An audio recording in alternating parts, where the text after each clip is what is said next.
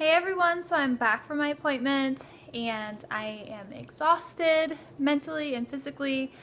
Sorry, it's dark out again, so I'm in this crappy lighting and I'm wearing my glasses. I promise I looked cute before my appointment, but that was hours ago. So we had the appointment at 3:20 and we didn't even get to see our doctor until 4:20 between the medical assistant intake and then talking with the fellow and blah blah blah, and we had a terrible snowstorm here, so it took forever to get there and to come home.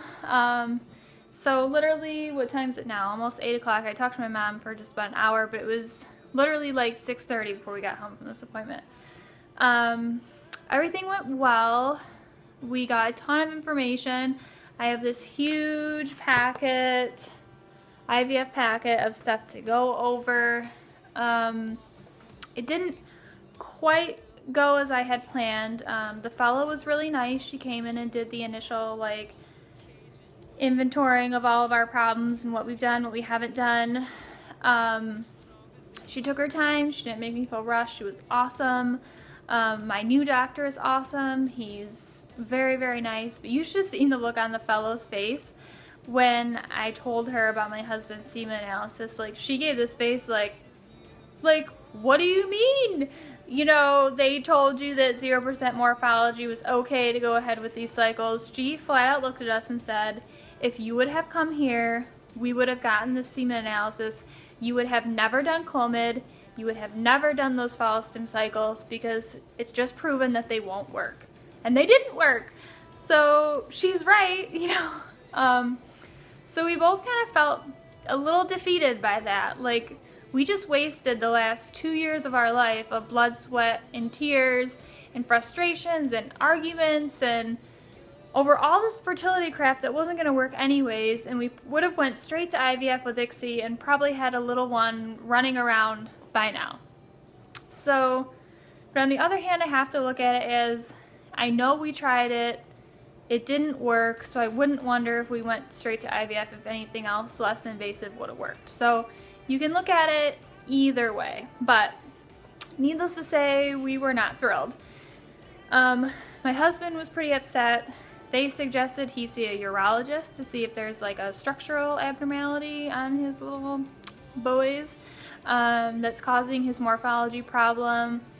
But then we're also fighting with that because they said if it's a varicose or a varicose vein on his testicle, that they would want to fix that. But for us, it's we're already going to do IVF with ICSI, and even if you fix it, we're still going to do IVF with ICSI. It's just they're saying their theory is if you fix the varicose, then potentially the sperm aren't being overheated, which you could potentially make healthier sperm, which could potentially have better fertilization rates, better embryo quality, more successful pregnancy. Which I don't disagree, but I haven't really heard any of you ladies on here saying that that was even suggested for your significant others if they had 0% morphology. So if it was suggested, will you let me know? So we're repeating the semen analysis, and that's going to happen, I think, December 3rd. So we'll find out if that was a fluke, which I'm guessing it wasn't because we've never been pregnant, and that's probably a huge part of it. But I think it's good to double check it. And then tomorrow he's going to schedule an appointment with the urologist just to see what he has to say. We're just kind of fearful of putting my husband through the surgery. We were going to do the IVF with ICSI anyways, and we could still potentially have a good outcome without putting him through all that and then delaying our cycle, because now we have to schedule the surgery. He has to recover from the surgery for a certain amount of time before he can even produce a sample again. So yeah, we're not thrilled about that. The office did not have a huge waiting list. They said we were looking at a February or March cycle, which isn't horrible, but I'm still, I was getting it in my head, if I can just get to January, just get to January and you can get started. But that's not going to happen now either way. No matter what happens, if we do the whole urology thing or not, we're still looking at February or March for a cycle start. As far as me, they want a bunch of labs, which I figured. They want to do a hysteroscopy, a mock transfer and an antral follicle count, which they said they could do all in one appointment. They could do, you know, obviously I can get the labs done anytime on day 3, but they want to have that done. So if I would currently have my works insurance, even though the new insurance changes over to cover IVF, it would cover the pre-testing also. So I have to find out, since I have my husband's insurance currently, if they will cover some of the pre-testing. And I'm kind of thinking they might cover some of the pre-testing since they've covered everything we've done so far. The only thing I'm concerned about is the mock transfer and how that's billed. Like, is it billed as a saline ultrasound or is it billed as mock transfer for IVF? Because that's like $600 or something. And I'm pretty sure they won't pay for it if it's billed as specifically a mock transfer. Which in that case, it might be worth it for me to just wait. But then on the other hand, if we decide not to do the whole surgery route with my husband, I would have to wait until January until I get a cycle, get the blood work done, and then schedule those tests and get that done, because they won't put me on the calendar, obviously, until my pre-testing is done. So if I have to wait till then that will in turn put us more towards the later end of March, probably, for a cycle start. So, you guys, it was, even though I went into it knowing a ton about IVF, it was still so overwhelming, which I'm sure so many of you can relate that have been through this. And just a lot of decisions for us to make that I wasn't anticipating, like, should we have the surgery done? Should we not have the surgery done? Does he even have this? Like, because he might have 0% morphology and not have a structural issue that we have to deal with.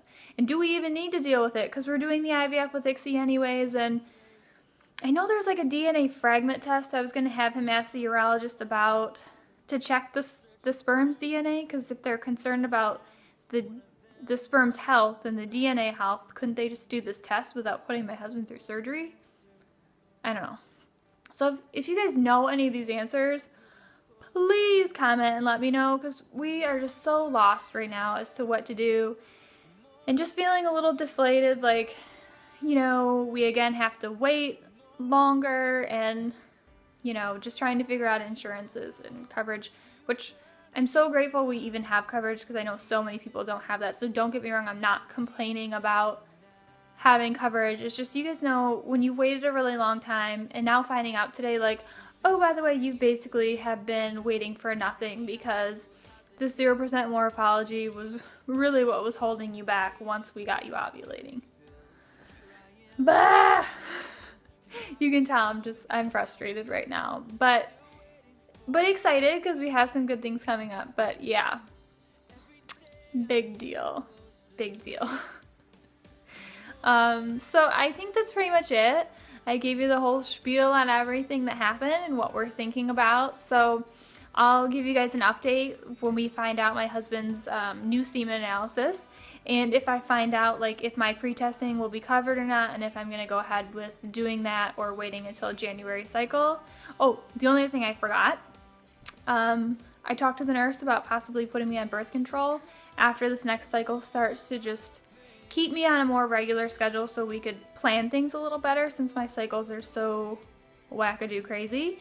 And she was like, absolutely, that sounds great. So as soon as this next cycle comes and goes, I'm going to be going back on birth control until our IVF cycle starts. So that's the only other new thing. Thank you for watching, and hopefully I'll have something to update on soon. All right, bye girls.